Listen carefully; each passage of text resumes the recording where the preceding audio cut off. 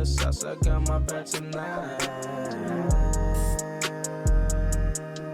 If you want it, I got it. You want it, I got it. If you want it, I got it. You want it, I got it. Who let the dope boys out? So, here we are. The boys are back in town. Roadrunner drops in a few hours, and I'm sure we're all gearing up, getting Roadrunner ready. But that's actually not what I want to talk about in this video. For a few minutes, I would like to talk about my admiration for the world's best boy band. Sure, the music is great, and there's a large reason why I myself am a fan, but what intrigues me most is the history behind the group, the dichotomy between the members, and overall, the sheer amount of things that could have went wrong when the group was forming, as well as problems from their newly found stardom. Firstly, when I think of Brockhampton, I think of how rare it is to have that many people in a closely knit friend group without many problems arising. Not to say that they don't go through their own personal bouts, but nothing really major has ever really come out with the members talking down or disrespecting each other in any major way. And even in this day and age where people are more understanding than ever, I still believe this to be an interesting occurrence.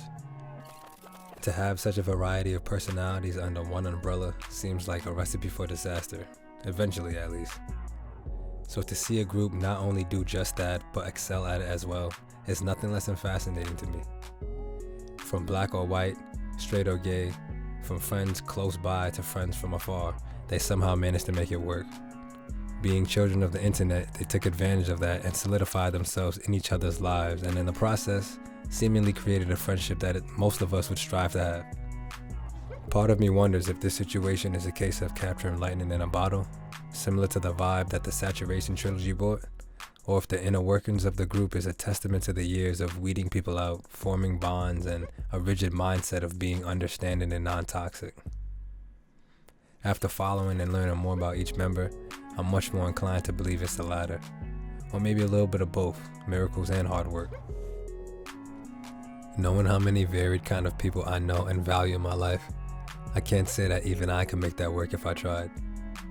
But I do know that if I was to ask some close friends to uproot their whole lives, quit their jobs, and drop out of college and fully commit to this idea of a collective, well, the conversation would surely be a laughably quick one, and rightfully so.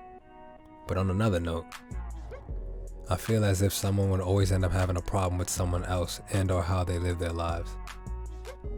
Most of the people I know are welcoming of other sexual preference and culture, but I believe it's deeper than that. I think to strive on a level of Brockhampton, you need people who aren't just accepting, but people who also think like you. With compassion for the next person and understanding that words and vibes can carry weight with them, and that not coming correctly can easily impact someone's mood and or how they perceive you. I believe many people can share the sentiment of struggling to get people together for the simplest of plans. So multiplying that by 10 and forming a successful collective seems like an impossible task for people like me, which in return makes the group's backstory all the more uplifting and once again inspiring.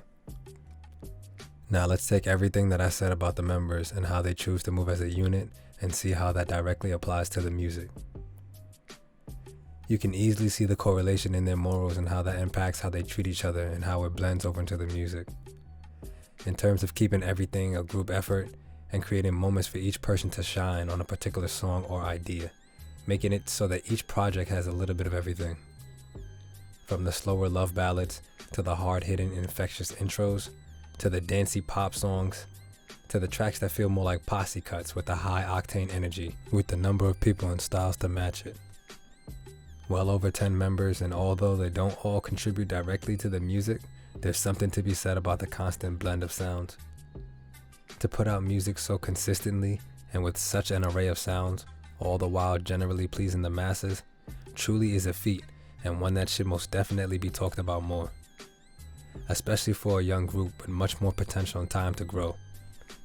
With all that being said, like many others, I'm eagerly awaiting the group's next project, Roadrunner. At the time this video was made, Buzzcut and Count on Me is doing crazy numbers, and the boys are back in town. It seems as if their comeback will be stronger than ever. Needless to say, however the outcome, I'll still be a fan, and I'll still be here, admiring and analyzing the group's inner dynamics, as well as the music, simply because I think they go hand in hand. Overall, if you're watching this, then you're more than likely already a fan of the music.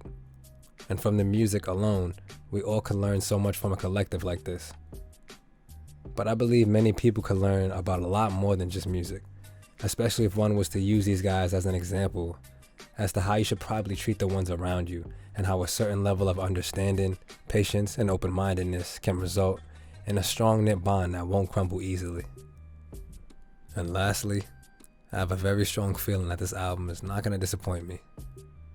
But until my update video, Godspeed, be easy, and take care of yourself and others.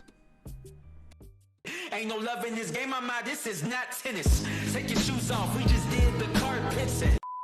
We bring the light show. Who the hell invited all they friends? Fucking find no. I'll take you off. Give me time and then all that. Wanna do you a hype when you talking about bitches that I wanna bust? We supposed to be talking about video treatment. Wassup was going on vacation for a couple years. When they came back, they needed clothes. I had no souvenir. Slick with the ink, these melodies need Duolingo. Same size as Dua Lipa with a